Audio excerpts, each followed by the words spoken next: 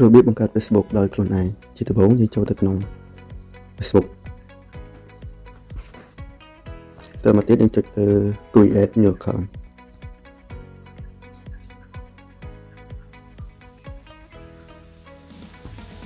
create new account ទៀតមកមកទៀតយើងពេញឈ្មោះនឹងតកូលយើងមក first name នេះតកូល last name នេះឈ្មោះខ្ញុំពេញមក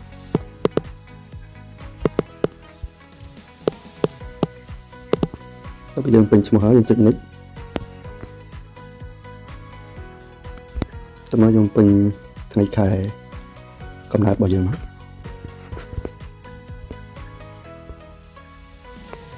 តើយើងពេញហើយយើងចុចពាក្យ set មកហើយ next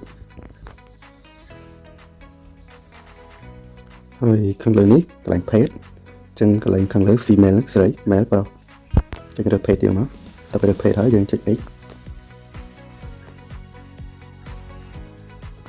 តែមកទៀតកន្លែងនេះយើងពេញលេខទូរស័ព្ទអញ្ចឹងចង់ពេញលេខទូរស័ព្ទក៏បាន email ក៏បានអញ្ចឹងសម្រាប់ខ្ញុំពេញលេខទូរស័ព្ទ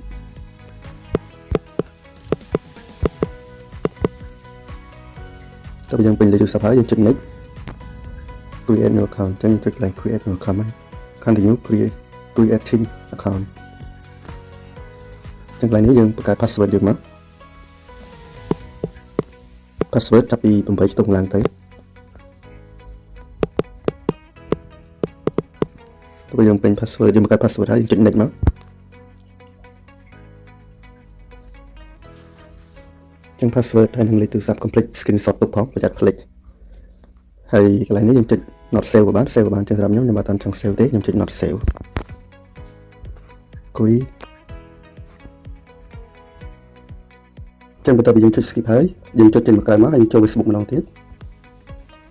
តើមកយើងរើស use another profile ដើម្បី sign in account ចូលទៅក្នុង Facebook អូខេតមកទៀតយើងវាយលេខទូរស័ព្ទហើយនឹង password យើងមកអញ្ចឹងមុននេះយើងបង្កើតជាមួយលេខទូរស័ព្ទទៅវាយលេខទូរស័ព្ទរបស់យើងដែលយើងបានបង្កើតនេះមកមួយអូខេហើយក្រោយនេះ password ដែលយើងបានបង្កើតយើងពេញ password យើងមកអូខេដល់យើងពេញហើយយើងចុច login មកអូខេអញ្ចឹងនេះជានៃខ្ញុំគេយើងចុច back ក៏បានអូខេ